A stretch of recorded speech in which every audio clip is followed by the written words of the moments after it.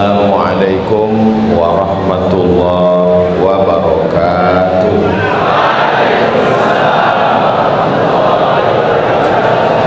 Alhamdulillah, Allahumma salli ala Sayyidina Muhammad ibn Abdillah wa ala alihi wa sahbihi wa man tabi'ahu wa mawala. Apa kabar adik-adik semua? Alhamdulillah. Memang cantik baju katun lengkap dengan celana.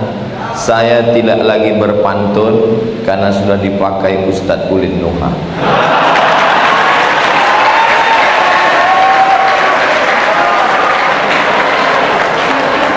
Saya senang sekali sampai ke Ma'had Tahfiz Yangbo Al-Quran.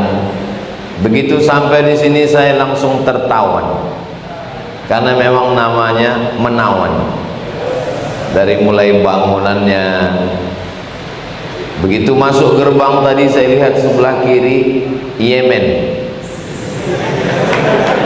lalu saya lihat lagi sebelah kiri atas Irak. Saya pikir akan melanjutkan, rupanya langsung masuk masjid. Akhirnya bertemu dengan adik-adik sekalian. Yang membawa saya Ustadz Yunus, mudah-mudahan beliau panjang umur, sehat badan. Yang sama kita hormati pimpinan Pondok Tahfiz Yangbo Al-Quran Menawan, Kiai Haji Dr. Ahmad Faiz LCMA yang sekarang sedang berada di Maroko. Insya Allah salam beliau ke saya sudah sampai, dan salam saya beliau juga nanti akan disampaikan oleh Ustadz dan adik-adik sekalian insya Allah. Yang saya hormati Al-Mukarram Ustaz Ulin Nuha MAG beserta para asatiz sekalian. Yang tidak saya sebutkan mohon maaf, bukan karena saya tidak hormat, tapi karena saya tidak ingat. Adapun tamu-tamu insya Allah ingat semua karena tertulis di baliho. Sponsor by Sukun, BSI Syariah, Rens Cafe Resto, Jenang Kudus Mubarak, BNI, dan lain-lain. Lezatnya memikat.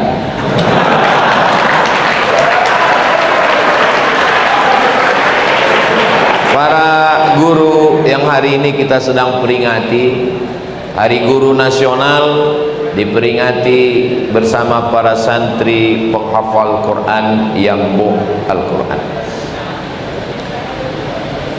Semua kertas ini asalnya dari kayu. Jadi semua kayu-kayu ini dimasukkan ke dalam blender. Jangan bayangkan blendernya seperti blender cabai. Blender yang sangat besar memblender semua kayu-kayu di hutan lalu menjadi bubur, namanya pulp, PULP, pulp. Lalu bubur ini dibawa ke luar negeri. Saya ngelihat dengan mata kepala sendiri bubur kertas itu mirip dengan bubur ayam, tapi sudah putih, padahal kayu warnanya hitam. Lalu saya tanya, ini kenapa kayu yang hitam bisa jadi putih? Ternyata dicampur dengan batu kapur.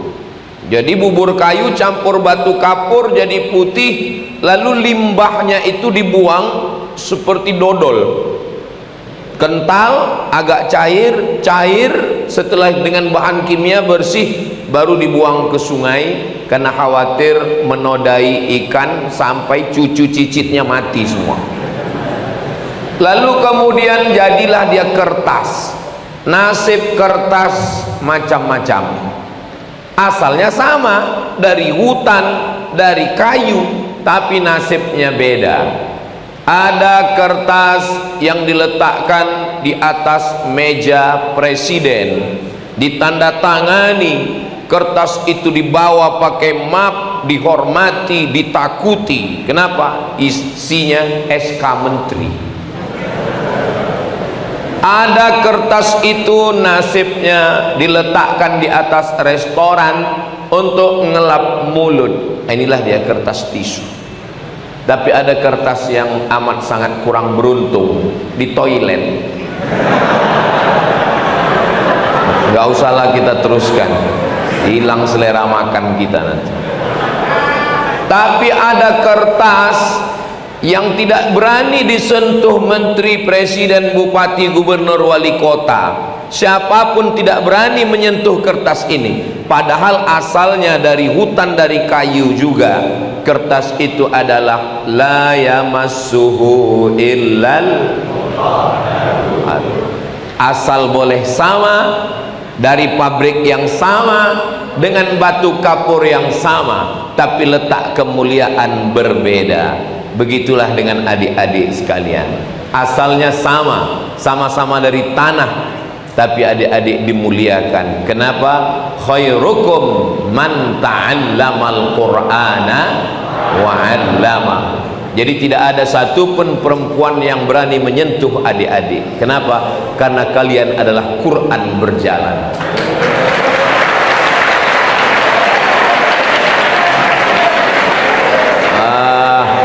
Saya nggak percaya tuh Ustadz Somad. Saya nggak percaya kalau manusia ini asalnya sama. Masa manusia ini semua asalnya sama? Semua kita ini asalnya sama. Min tin, diciptakan dari tanah. Min turab, diciptakan dari debu tanah. Kalau ada orang yang mengatakan saya bukan dari tanah, saya dari besi, berarti transformer. Kita ini semuanya dari tanah. Kalau memang manusia ini asalnya tanah, kenapa sifatnya beda-beda Ustadz Somad? Ada manusia ini kalau memang betul dari tanah, sifatnya rendah, tawaduk. Kenapa sifatnya ada yang sombong? Karena memang tanah juga macam-macam. Jadi kalau ada yang angkuh sombong, itu mungkin dia diciptakan dari tanah sengketa. Ini teman saya ini selalu memberikan bebannya ke saya, beban hutang, beban tugas, beban ujian, beban pekerjaan, selalu menimpakan ke saya. Mungkin dia tercipta dari tanah timbun. Maka insya Allah adik-adik walaupun dari tanah, berjalan di atas tanah, akan masuk lubang tanah dan akan dimakan cacing tanah. Tapi kalian mulia. Kenapa? Lisan kalian Al-Quran, hati kalian Al-Quran, pikiran kalian Al-Quran. Yamshi alal ard, berjalan di atas muka bumi. Sanawiyah kelas 1 5 juz, kelas 2 10 juz, kelas 3 15 juz, aliyah kelas 1 20 juz, kelas 2 25 juz, kelas 3 30 juz. Enggak hafal 5 juz, enggak naik kelas. Ustadz tahu dari mana? Saya kan nanya-nanya Ustadz Ulin Nuha tadi. Banyak pondok tahfiz Quran tapi enggak punya ijazah. Bukan merendahkan, mohon maaf, jangan tersinggung. Karena banyak orang nggak mau nyekolahkan anaknya kalau nggak punya ijazah. Pertama kali nanya, nanti anak saya mau jadi dokter spesialis, mau jadi polisi, mau jadi tentara, nanti dia mau kuliah gimana? Tapi di pondok tahfiz Yambu'ul Quran Menawan, dia punya ijazah Kementerian Agama, Sanawiyah dan Aliyah. Dia bisa terbang sejauh mata memandang. Banyak orang, anak saya nanti kalau cuma ngapal Quran tapi dia nggak bisa baca kitab, hafal Quran tapi nggak ngerti Quran. Di ma'had tahfiz Quran Yambu' Al-Quran, maka dia bukan cuma sekedar ngapal Quran dan berijazah, dia belajar fikih. Di mata pelajarannya fikih, tapi yang dia baca kitab Fathul Qarib, dia baca kitab akidah Imam Abul Hasan Al-Ash'ari, akidahnya ahli sunnah wal jamaah. Baca Qur'annya khatam, hafal Qur'annya mutqin, punya ijazah diakui Kementerian Agama, bisa baca kitab. Inilah harapan calon mertua.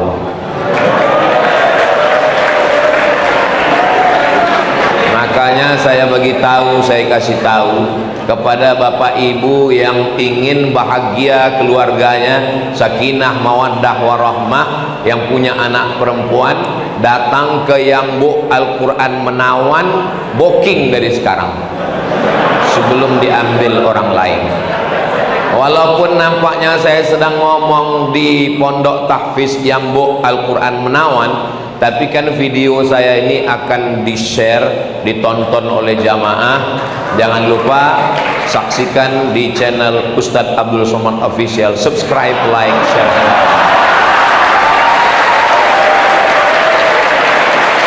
Allahu Akbar. Kalau Tuhan pergi ke Mekah, singgah sebentar di Madinah. Sudah lama Abdul Somad tausiah di Yambuk diberikan karpet merah. Untung warna karpetnya beda dengan peci. Coba kalau sama, yang nonton bilang jangan-jangan ini peci dari karpet juga. Nah, adik-adik adalah orang yang beruntung. Tapi yang paling beruntung adalah ayah dan ibu. Ibu yang mengandung 9 bulan 10 hari, wahnan ala wahnin wa fisaluhu fi amaini, menetes 10 keringat dan air mata. Adik-adik 1 hari murajaah 2 juz, 1 bulan hatam 2 kali, 1 tahun hatam 24 kali. Kalian adalah orang yang punya ibu dan ayah paling beruntung di dunia, karena mengalir pahalanya dapat khataman 24 kali dalam setahun. Sementara orang di luar sana yang anaknya bukan penghafal Quran, jangankan dapat khatam 2 kali dalam 1 bulan, 24 kali dalam setahun. Yasinan pun cuman malam Jumat, itu pun ekspres 120 kilo per jam. Jaon Fayagun. Yang paling minim, yang enggak yasinan, yang enggak tahlilan, Al-Fatihah. Maka Bapak Ibu saudaraku dimanapun berada, kalau kalian mau selamat anak kalian sampai hari kiamat, selamat dari buta huruf Al-Quran, selamat dari enggak ngerti baca kitab, selamat dari jahil agama, sebagaimana doa selamat, Allahumma inna nas'aluka salamatan fid din. Masukkan anak cucu kalian ke Yambuk Al-Quran. Ingat, kuota terbatas. Ini pondok belum tentu nerima, dan kalau nerima pun kalau enggak serius anaknya, enggak hafal 5 juz dalam 1 tahun, shadaqallahul azim wa tammat kalimatu rabbika sidqa. Jadi adik-adik ini semua adalah manusia-manusia yang sudah lulus fit and proper test. Adapun masalah kuliah, dari mulai mereka mondok sudah terekam di kepala mereka bahwa mereka sedang berada di luar negeri, Yaman, Irak. Kenapa cuman itu saja yang Ustaz sebut? Gedung lain saya belum keliling lagi. Saya kelas 3 SMP datang ke rumah imam besar Masjid Raya Medan, namanya Syekh Jalaluddin Abdul Muttalib. Kelas 3 SMP. Assalamualaikum Syekh Jalal. Waalaikumsalam. Saya mau sekolah ke Arab. Saya nggak tahu, pokoknya Arab. Saya nggak tahu Yaman, saya nggak tahu Irak, saya nggak tahu Mesir, karena di gedung sekolah kami nggak ada tulisan. Jadi saya nggak ngerti. Pokoknya saya mau ke Arab. Sekarang Arab juga, Arab Lungo, Arab Nandi.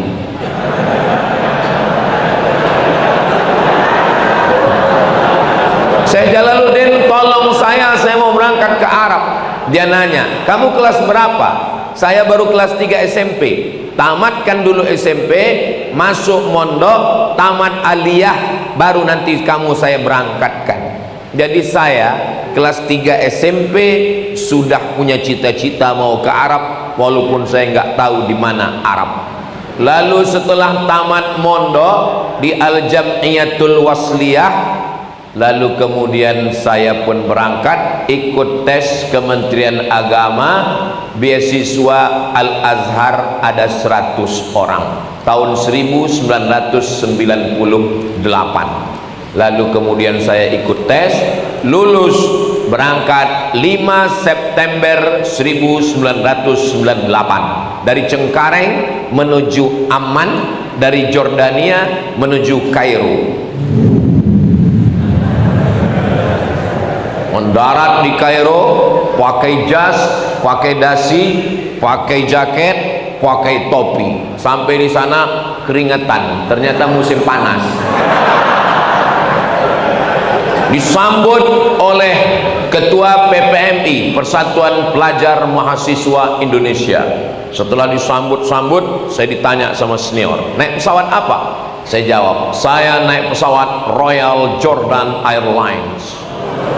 Oh, kata mereka, itulah tiket yang paling murah.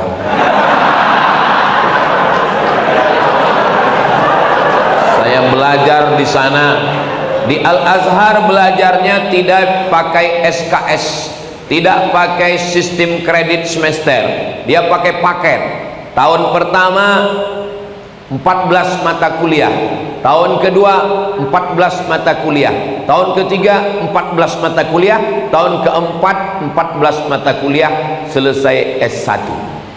14 mata kuliah itu mesti lulus semua. Kalau nggak lulus semua, kalau 3 mata kuliah nggak lulus, maka berarti gagal, potong, putus beasiswa 25%. Kalau nggak naik tingkat selama 2 kali berturut-turut, beasiswa putus 50%. Kalau 3 kali berturut-turut nggak naik tingkat, maka maksul DO, say goodbye, ma'assalamah.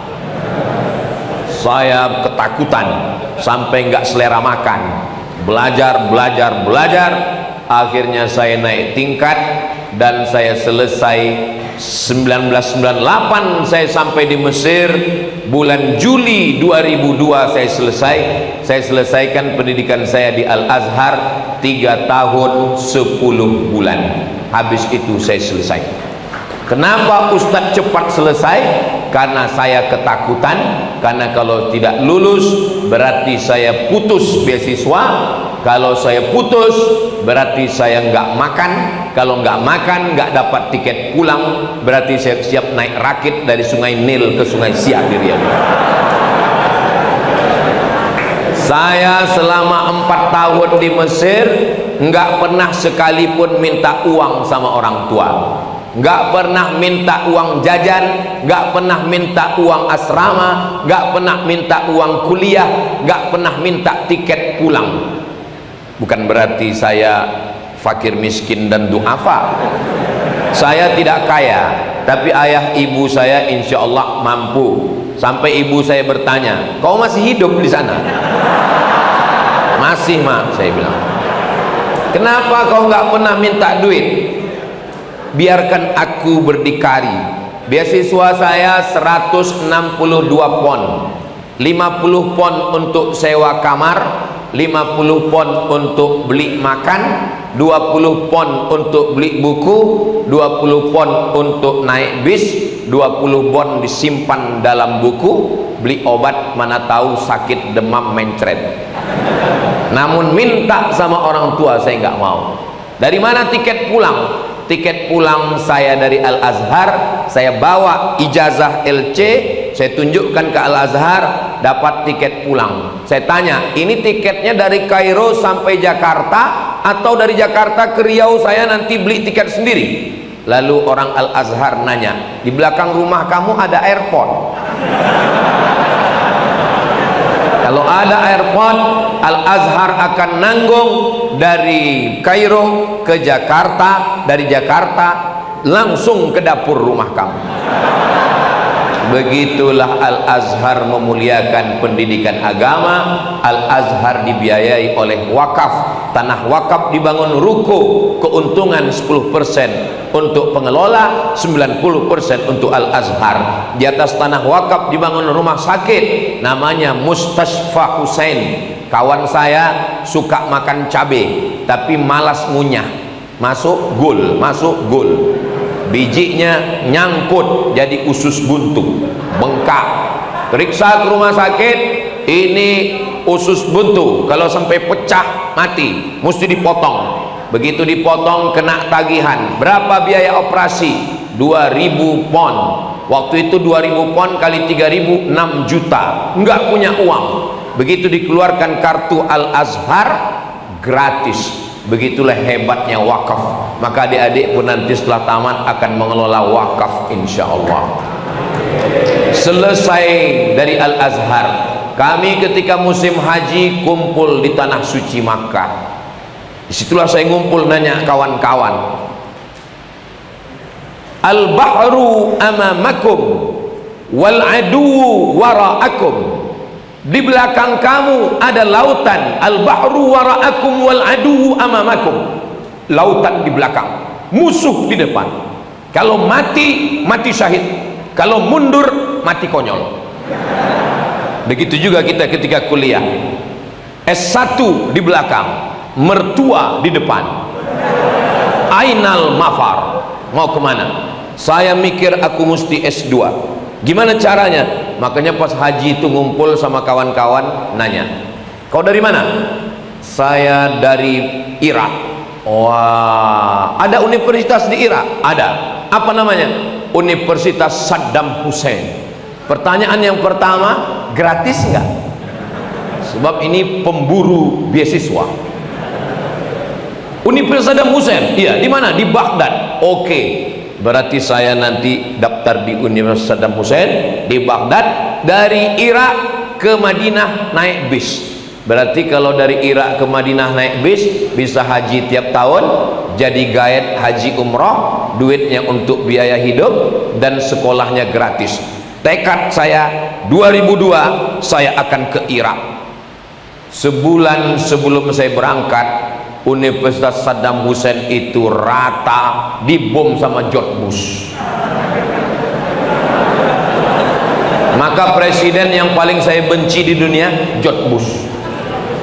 Hancur semuanya. Saddam Hussein digantung, universitasnya diratakan dengan tanah. Tapi saya tidak kehilangan semangat, karena saya masih punya beberapa calon. Maka kalian jangan pernah cuma punya satu calon, selalu ada alternatif. Nah, makanya waktu ngobrol-ngobrol dulu, saya tanya, saya punya plan A, plan B, plan C. Kemudian saya tanya teman saya, kau dari mana?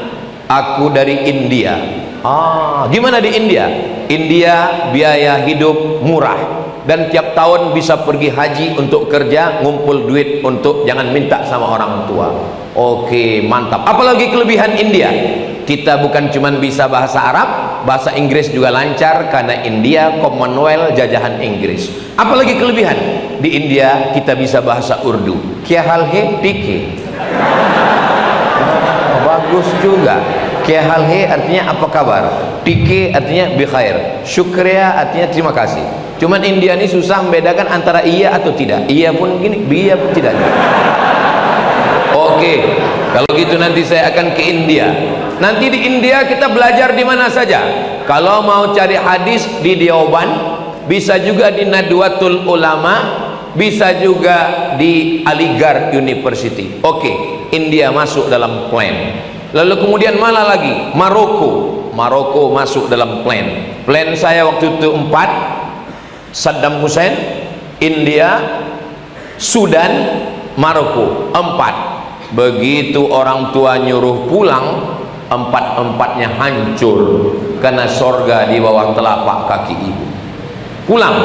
Saya pulang. Setelah pulang 5 bulan di rumah, saya tetap pamit, aku mau S2. Maka saya belajar ke Malaysia. S2 saya di Malaysia, UKM, University Kebangsaan Malaysia. Saya di Malaysia, badan saya di Malaysia, tapi hati saya tetap di Arab. Maka saya cuma belajar 6 semester. Di UKM saya 6 semester. Selesai itu saya tetap kirim berkas ke Maroko melalui yahoo.com. Saya kirim paspor, saya kirim ijazah, saya kirim transkrip nilai, datang kiriman. Abdul Somad diterima di Maroko, beasiswanya dari AMCI, Agence Marocaine Coopération Internationale. Saya pun terbang lagi dari Kuala Lumpur ke Rabat, turunnya di airport Casablanca. Ibu kotanya namanya Casablanca. Casa artinya rumah, Blanca artinya putih. Casablanca rumah putih, bahasa Arabnya Ad-Darul Bayda. Turun pesawat Darul Bayda, mau beli tiket kereta api ke Rabat, karena Darul Hadis tempat saya belajar di Rabat. Begitu mau beli tiket kereta api, rupanya orang di sana tidak pakai bahasa Inggris. Gitu ketemu, dia nanya, Safabiang kaifa haluk? Kita cuman yes. Berapa tiket? Sengkong 50 dirham, mata uangnya dirham. Akhirnya saya masuk ke Darul Hadis. Sekarang Kiai Haji Dr. Ahmad Faiz LCMA sedang berada di tempat saya belajar dulu di Darul Hadis. Darul Hadis bagus, cantik, alamnya indah, di tepi laut Samudra Atlantik, di gunungnya ada salju, musimnya 4. Ada musim rabi, musim bunga, ada musim kharif, musim gugur, ada musim syita, musim dingin, ada musim saif, musim panas. Cantik dan indah. Mereka nanya ke saya, di tempat kami ada rihlatas syita'i was saif, ada rabi dan kharif. Di kampung kamu berapa musim? Saya bilang banyak. Ada musim durian, ada musim rambutan, ada musim pilkada. Saya bilang, alhamdulillah. Saya sampai ke Maroko tahun 2004. Saya masuk. Ternyata Maroko juga kejamnya luar biasa. Beasiswa saya 1 bulan 100-800 dirham. Mata uangnya dirham. Lebih kurang $100. Kalau sekarang 1,5 juta. Dan saya tinggal di asrama, maka saya gratis, nggak bayar asrama dan makan gratis. Asramanya ada 2 gedung besar.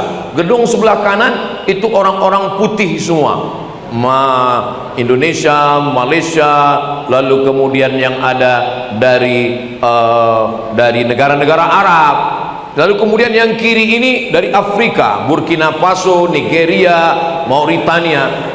Saya tinggal milih di asrama sekamar dengan orang Afrika. Kenapa saya bersama mereka? Karena orang Afrika ini pengalaman saya orangnya lebih baik, komunikasinya nggak sombong, dan di tengah mereka saya terasa lebih putih. Nah, jadi saya satu asrama. Saya pernah satu asrama dengan orang Mauritania. Saya pernah satu asrama, satu kamar dengan orang Madagaskar, orang Kristen. Saya pernah satu kamar dengan orang orang Guinea. Setelah satu kamar dengan orang Guinea, Muslim. Dia tanya, where are you come from? Dia bahasa Inggris. Saya bilang Indonesia. Oh, dia bilang in all of the world, di dunia ini semuanya 4 Guineas. Di dunia ini ada 4 Guinea, dan 1 Guinea ada di kampung kamu. Saya kaget.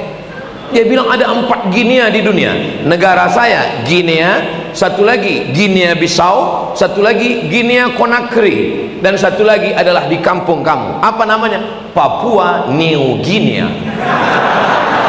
Ternyata saudara kita Papua itu masih suku dengan mereka yang ada di Guinea. Dia baik sekali. Pagi-pagi dia tawarkan saya sarapan.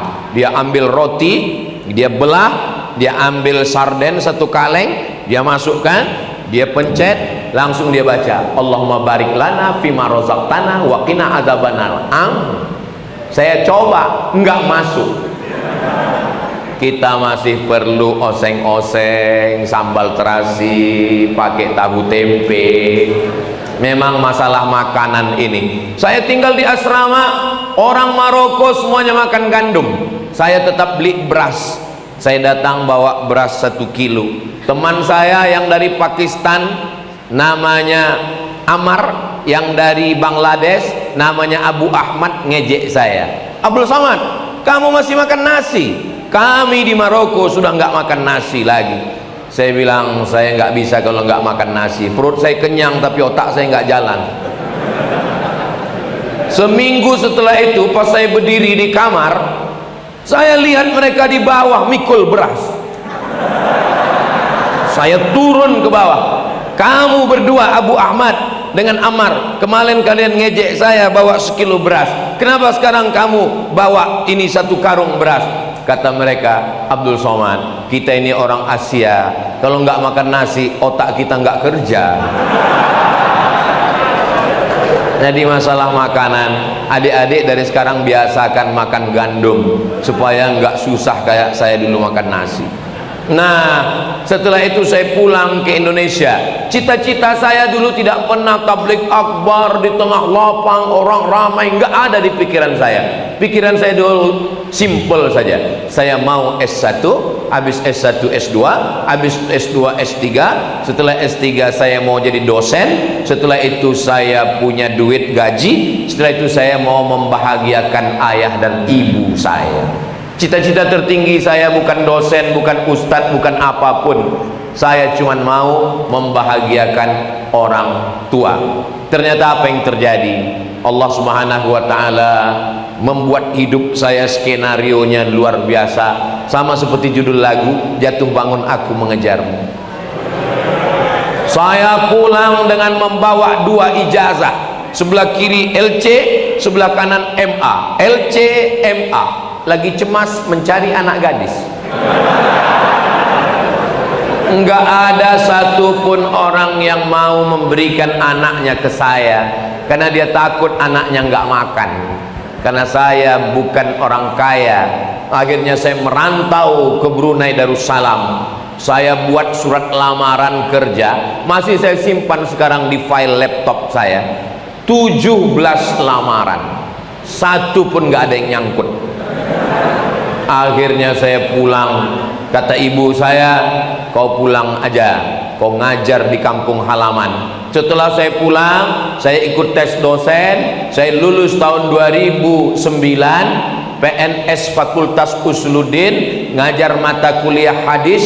Karena S2 yang saya tulis itu 600 halaman. Judul tesis S2-nya Rijalul Muwatta' was Sahihain alladzina dha'afahumun Nasa'i fi kitabid du'afa wal matrukin jam'an wa dirasatan. Periwayat-periwayat hadis yang ada dalam Sahih Bukhari, Sahih Muslim, Muwatta' Imam Malik yang didhaifkan oleh Imam An-Nasa'i dalam kitab Du'afa wal Matrukin sebanyak 62 perawi. Diterima, disidangkan. Saya selesai sidangnya pada bulan November 2006. Jadi S2 saya selesaikan setahun 11 bulan. Kenapa bisa cepat? Karena ancaman kalau beasiswa putus nggak makan. Jadi ternyata, mohon maaf, anjing herder yang lari kencang dengan orang yang lari biasa itu yang bisa mengimbangi. Siapa yang mau lomba lari kencang, cobalah dikejar anjing herder, insya Allah cepat. Makanya kalau ada sekarang saya ketemu dengan mahasiswa, saya masuk kampus, pas nanya sama mahasiswa, kamu semester berapa? Semester berapa? 4. Masa 14? Kok bisa semester 14? Bukunya bahasa Indonesia, dosennya orang Indonesia, belajarnya di Indonesia, pulang kampung tiap Sabtu. Kok bisa 14 semester nggak selesai? Karena nggak dikejar anjing. Nggak ada yang dikhawatirkan. Putus uang, kos-kosan nggak ada, uang nggak ada, passwordnya tinggal 3 huruf, mbok, mak, mother. Maka kalau mau adik-adik semangat belajar, nanti kasih tahu sama orang tua, ayah, ibu, izinkan aku pergi sejauh mata memandang, jangan kirim uang selama 4 tahun. Kalau aku nggak kirim kabar, sholat ghaib, berarti sudah mati.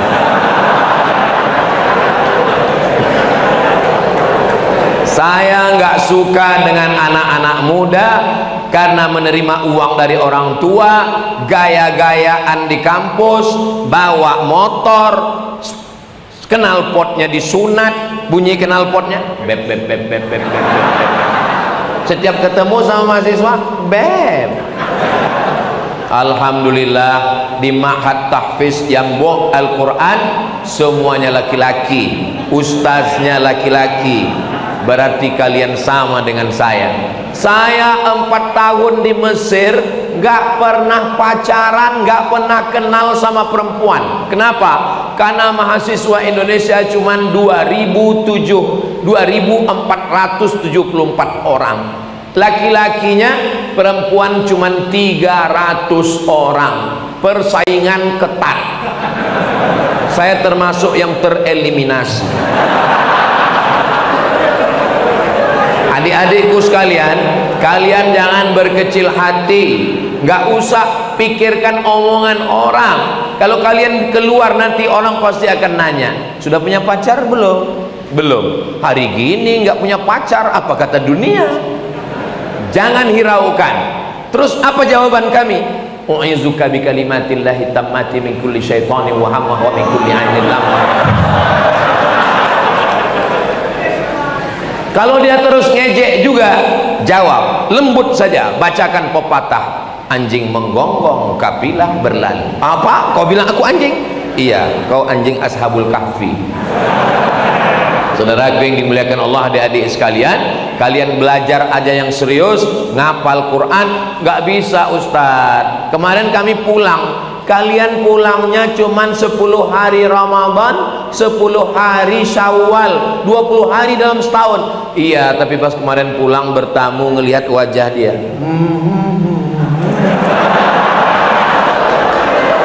bagaimana cara melupakannya Pak Ustadz? Kalian paling mudah melupakan. Kenapa? Karena sebelum tidur malam kalian pejamkan mata. Innallaha la yastahyi an yadhriba mathalan ma ba'datan fa ma fawqaha fa ammal ladzina amanu fa ya'lamuna annahu al-haqqu min rabbihim wa ammal ladzina kafaru fa yaquluna ma'adza arada Allah bi hadzal mathalan yudhillu bihi katsiran wa yahdi bihi katsiran ma yudhillu bihi illa al-fasiqin. Lama-lama dia hilang. Enggak juga hilang. Allahu la ilaha illa huwal hayyul qayyum. Kalian belajar yang serius, murojaah serius, gantungkan cita-cita setinggi bintang di langit. Setelah itu kalian insya Allah jadi apapun bisa. Nanti ada di antara adik-adik saya ini yang akan jadi polisi jenderal bintang 4, polisi penghafal Quran. Kalian jadi babinsa, babin kamtipmas, dan komandan tentara, panglima yang hafal Quran. Kalian akan ada pilot. Saya bermimpi nanti kalau saya naik pesawat, saya tidak lagi mendengar suara musik lagu-lagu di dalam pesawat, tapi yang saya dengarkan adalah suara tarannum Al-Quran. Kenapa? Karena pilotnya adalah penghafal Al-Quran.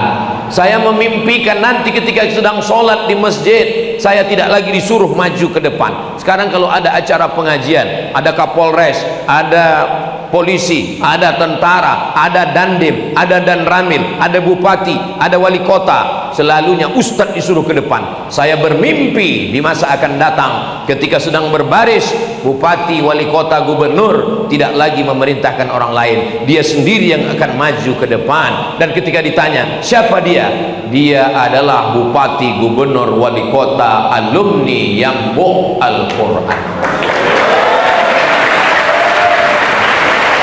Kalau Indonesia ini semakin banyak penghafal Al-Quran, maka insya Allah Indonesia menjadi mulia. Kertas jadi mulia karena Al-Quran. Gua, begitu banyak gua di Indonesia yang bagus-bagus, tapi gua yang paling dicari orang adalah gua yang di dalamnya turun Al-Quran. Iqra bismi rabbikal ladzi khalaq, khalaqal insana min 'alaqin, iqra wa rabbukal akramul ladzi 'allama bil qalami, 'allamal insana ma lam ya'lam. Hanya 5 ayat yang turun di gua itu, tapi gua itu dicari-cari orang. Di antara semua bulan, bulan apa yang paling mulia? Bulan yang ada Al-Quran di dalamnya. Disebutkan satu bulan, nggak ada bulan Muharram, nggak ada bulan Sya'ban, yang ada adalah Syahrul Ramadhan allazi unzila fihil Quran. Ramadan mulia karena Al-Quran.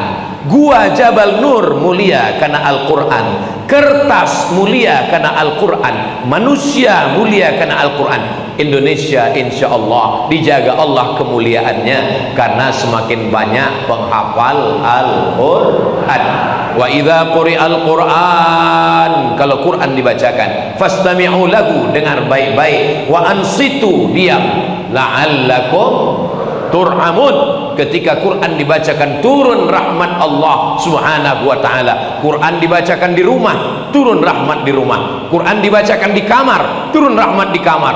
Quran dibacakan di Indonesia dari Sabang sampai Papua, sanadnya tersambung kepada Mbah Arwani Kudus, sampai kepada Imam Hafs an Asim, sampai kepada Sayyidina Ali, sampai kepada Sayyidina Utsman, sampai ke Sayyidina Zaid bin Thabit, sampai kepada Sayyidina wa Maulana Muhammad sallallahu alaihi wasallam. Baca Quran gak pakai guru, sesat menyesatkan. Download Quran di google.com, baca Quran sendiri. Alama, tulisannya alama. Kenapa? Karena baca Quran tidak berguru. Al-Quran bukan kertas yang turun dari langit. Al-Quran adalah suara. La tuharrik bihi lisanaka lita'jala bih, inna alaina jam'ahu wa qur'anah. Kami yang membacakan Al-Quran. Jibril membacakan, Nabi mendengar. Nabi membaca, sahabat mendengar. Sahabat membaca, tabi'in mendengar. Tabi'in mendengar, tabi'in mendengar. Para guru-guru kita membacakan Al-Quran. La ta'manna ala Yusuf bismillahi majreha a'jamiyyu wa arabi alif lam mim. Syekh Muhammad Mutawalli Asy'arawi komplain ke guru mengajinya. Dia bawa Al-Quran dua. Kenapa yang ini dibaca alam nasrah? Kenapa ini dibaca alif lam mim? Tulisannya sama.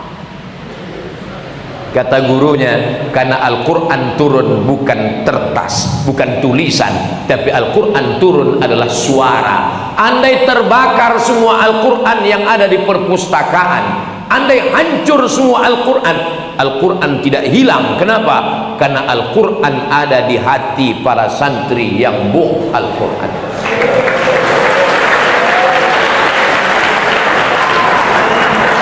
Aku nikahkan engkau dengan anakku dengan mahar mengajarkan Al-Quran. Itulah yang paling indah di antara semua terindah. Begitu jam 2 malam orang tuanya bangun, dia dengar suara. Loh, jam piro iki mas? Masih jam loro, masih jam 2. Kenapa suara mikrofon masjid toa sudah bunyi? Bukan dari masjid. Terus dari mana? Anak kita di sebelah sedang murojaah Al-Quran. Bismillahirrahmanirrahim. Ar-Rahman 'allamal Quran, khalaqal insan, 'allamahul bayan. Apa kata si ibu mertua? Lihat tuh mantu kita, baru pertama dia menikah sudah mengajarkan Al-Quran. Kamu sudah 30 tahun jadi suamiku, nggak pernah jadi imam Al-Quran. Pelan-pelan mereka melihat pintu kamar anaknya terbuka sedang tahajud. Begitu dilihat, rupanya TV belum mati. Karena mantunya bukan alumni dari Yambo Al-Quran. Kalau dia alumni Yambo, dia pasti bangun tahajud malam, karena dia sudah terbiasa bangun tahajud malam. Dia pasti akan murajaah, mengulang hafalannya. Adik-adikku sekalian, kalian orang paling beruntung, kalian orang paling mulia.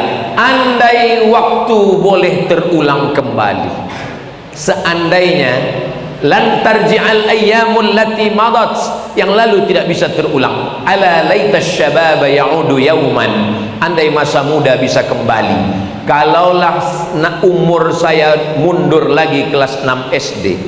Seandainya saya sekarang ini kelas 6 SD ini, nanti mau tamat SD bulan Mei 2025. Lalu Ustadz mau kemana? Saya mau jadi santri penghafal Quran yang boh Al-Quran. Kenapa? Tapi Ustaz kan nggak bisa lagi. Saya nggak bisa lagi belajar di Yambu Al-Quran karena umur saya sekarang udah berapa? 27 apa berapa? Umur ini kan bukan masalah angka, umur ini masalah rasa guys. Saya nggak bisa lagi masuk Yambuk, tapi anak saya Sami Ahmad Mesbahi Ibadillah nanti saya mau masukkan ke Yambuk Al-Quran.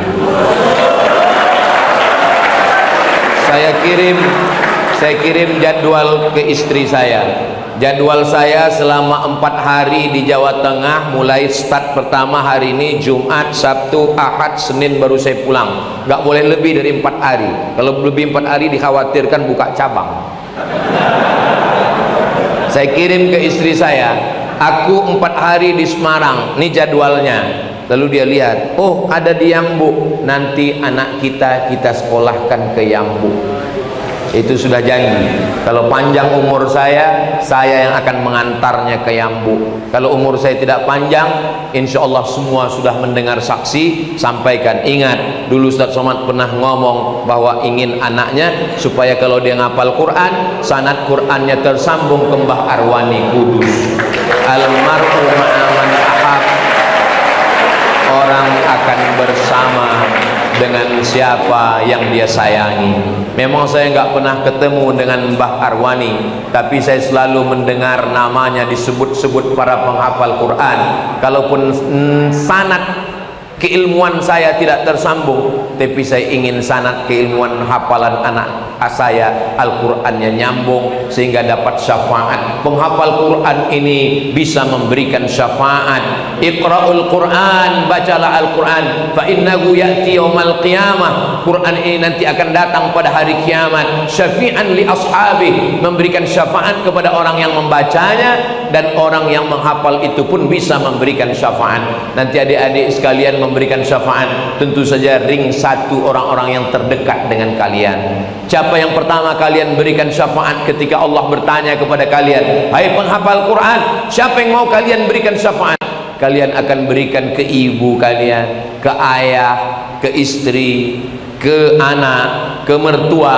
Setelah semuanya dapat, mudah-mudahan ada di antara kalian yang masih ingat. Oh, satu lagi belum. Siapa? Ustaz Somad.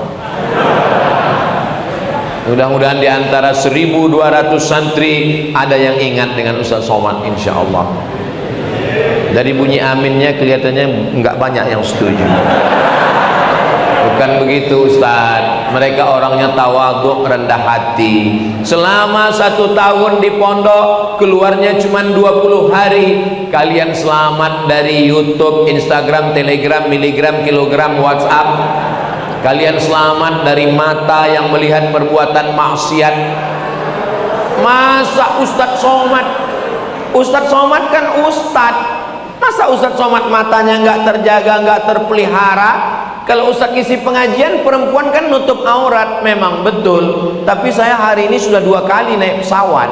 Dari Pekanbaru ke Jakarta transit 2 jam. Dari Jakarta ke Semarang. Selama di pesawat, tadi saya nunduk waktu mau masuk pesawat, nunduk. Dia kan tetap nanya, Bapak kursinya nomor berapa? Adik-adik sekalian, matanya terjaga, terpelihara, maka insya Allah yang ada di mata kalian Al-Quran, yang ada di pikiran kalian Al-Quran, yang ada di hati kalian Al-Quran. Al-Quran yamshi alal ard, kalian adalah Al-Quran yang berjalan di atas muka bumi Allah Subhanahu wa ta'ala. Dulu waktu saya masih kecil, masih SD, di kampung saya ada penghafal Quran, diundang ke rumah, dikasih makan, dibawa masuk ke kamar, dibawa jalan ke dapur, dibawa jalan. Saya nggak ngerti, saya tanya, kenapa dia dibawa ke ruang tamu, dibawa ke kamar? Untuk ngambil barokah Al-Quran, bekas tapak kakinya, bekas dia duduk, bekas minumnya, bekas makannya. Begitulah orang di kampung saya memuliakan Al-Quran. Selama kalian memuliakan kalam Allah, tu'izzu man tasha wa tudhillu man tasha, biyadikal khair, innaka ala kulli syai'in qadir. Harimau mati meninggalkan belang, gajah mati meninggalkan gading, manusia mati meninggalkan kredit, manusia mati meninggalkan hutang. Tapi adik-adik sekalian, kalian meninggalkan nama yang baik. Nama ayah kalian berubah. Itu ayah siapa? Ayah penghafal Quran. Itu ibu siapa? Ibu penghafal Quran. Itu istri siapa? Istri penghafal Quran. Itu anak siapa? Anak penghafal Quran. Nama saya yang selama ini panggil orang Ustadz Abdul Somad, tapi nanti pulang dari sini tanya, itu siapa? Itu Ustadz Abdul Somad yang menyampaikan tausiah pada penghafal Al-Quran, menempel Al-Quran. Jadi adik-adik sekalian, sesuai dengan nama-nama Yemen, ada di antara kalian yang dapat belajar nanti ke Darul Hadis, ada yang belajar ke Darul Mustafa Habib Omar bin Hafiz, ada yang belajar ke Rubat Tarim Habib Salim Syatiri, ada yang belajar ke Ma'had Imam Ash-Syafi'i, ada yang belajar ke Ahqaf University, ke Al-Azhar Kairo. Ada satu tempat khusus belajar qiraat saja, qiraat Imam Hafs an Asim, qiraat Imam Qumbul, qiraat Ibn Katsir, qiraat Warsh. Mereka akan belajar sampai akhirnya pulang, dan semuanya akan mendirikan yambuk 1000 yambuk di Nusantara insyaallah, sesuai dengan tempatnya masing-masing. Yambuk tidak pernah yambuk 1, yambuk 2, tapi yambuk menurut tempatnya. Yambuk Menawan, Yambuk dan tempat-tempat lainnya. Saya bermimpi, maka insya Allah ada yambuk di kampung halaman saya, ada yambuk di Papua, ada yambuk di Amerika. Supaya apa? Apalagi yang ganteng-ganteng ini dapat beasiswa ke New York, dapat beasiswa ke ANU itu apa Pak Ustaz? Australia National University. Siapapun bisa. Orang sekarang begitu bangganya kalau anaknya SMP dan SMA. Anak saya di SMA plus, anak saya di SMP. Anak kamu bangga di SMP, enggak masalah, tapi jangan menyepelekan penghafal Quran. Mereka di pondok menghafal 30 juz Al-Quran di kepalanya. Di samping itu dia menghafal lagi tasrif, nahu, sorab. Hitunglah pelajaran di SMP cukup dengan 5 jari. Fisika, kimia, matematika, bahasa Inggris, bahasa Indonesia. Tapi di pondok pesantren, nahu, sorab, balaghah, ma'ani, bayan, mantik, fikih, usul fikih, qawaidul fikih, tafsir, arud qawafi, hadis, ilmu hadis, mustalah hadis, mukhtaliful hadis, rijalul hadis. Belum lagi Al-Quran.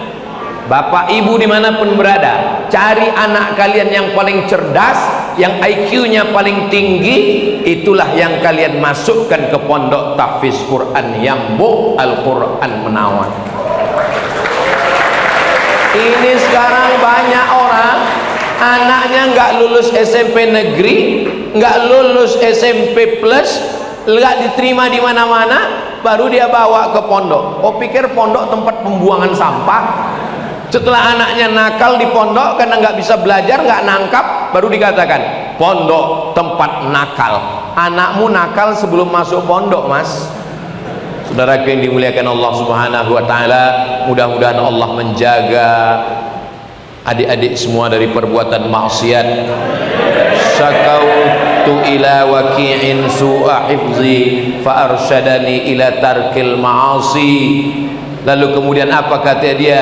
Bi annal ilma nurun wa nurullahi la yuhda lil 'asi. Allah tidak akan mungkin menempatkan permatanya di atas tanah yang kotor, maka muliakan cawannya, muliakan cangkirnya, muliakan gelasnya, barulah air zam-zam dituangkan ke dalamnya, barulah diminum terasa nikmat segarnya. Kita ini masih manusia, nggak ada yang luput dari dosa. Jadi kalau ada di antara adik-adik mengatakan, saya ini masih buat dosa Pak Ustadz, berarti kamu masih manusia. Saya ini dosa terus, berarti setan. Saya ini nggak pernah buat salah Pak Ustadz, saya ini betul terus, berarti kamu sudah sejajar dengan malaikat Jibril. Kita ini kadang silap, kadang salah. Mudah-mudahan Allah mengampunkan dosa kita semua insyaallah.